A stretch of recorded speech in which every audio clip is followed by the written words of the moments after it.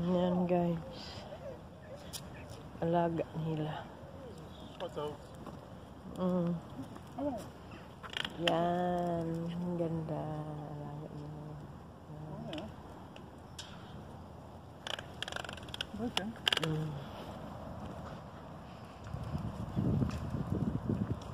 Ang lamig dito ngayon. Grabe.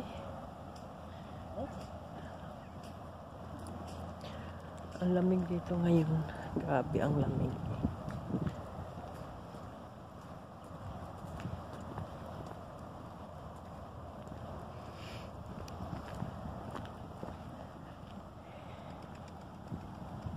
Guys, tingnan nyo guys. Ang lockdown guys ngayon dito hanggang December pa. Paglabas ng bahay, kailangan naka-face shield and naka-mask. Hindi ka pwede lalabas ng without mask and face shield. Ganyan. Guys, talagang takot na mga tao ngayon. Kasi walang mga katao-tao. Pati na nga mga bahay, walang mga sa loob na lang talaga. Lalabas lang isa. Pinaka minimum 2. Ganyan.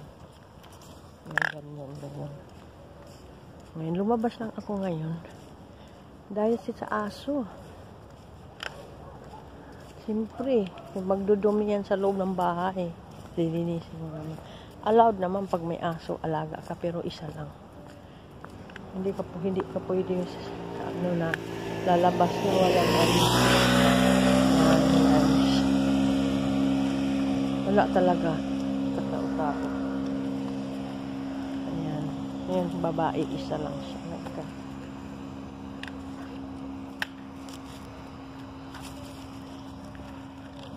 Yan guys.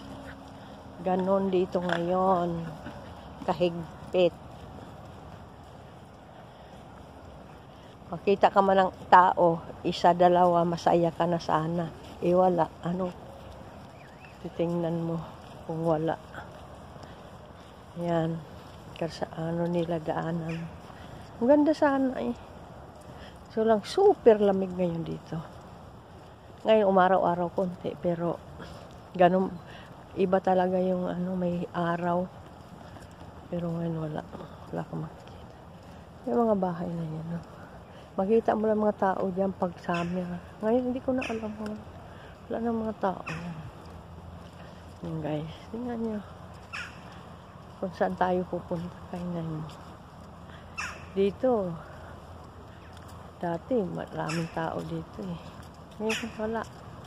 Wala ka makita mga katao-tao na. Wala. Yan. Mayroon nga maglalakad. Yan, mga bata. Punta sa school. Kasi may school dito guys. Kahit may pandemic natin. Pero mga bata, hindi lahat.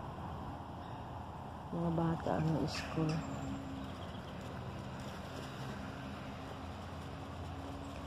Kaya nga yan, mga bahay na yan.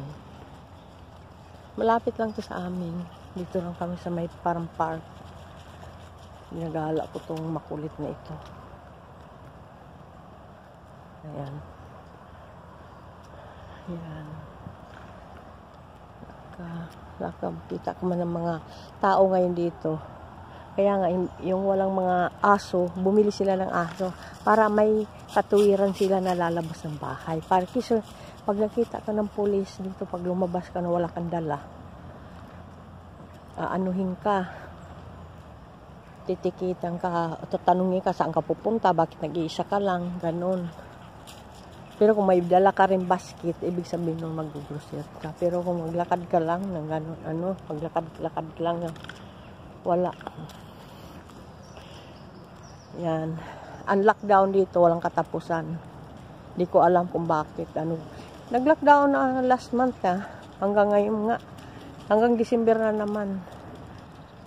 Kasi ang minister nila, hindi papayag na kasi mga tao dito kasi din ang titigas ang kukuti. Pag sinabihan na bawal tumpok-tumpok kasi mga kabataan, tumpok-tumpok pa rin. Araw-araw, 8,000, 9,000 ang namatay. Naalarma lahat ng mga tao. Hindi na biro ito. Super, ano na talaga. Ang dami nang namatay. Oh. Thank you guys sa lockdown natin ngayon. Hanggang December pa lockdown natin. Thank you guys. God bless. Stay at home. Bye.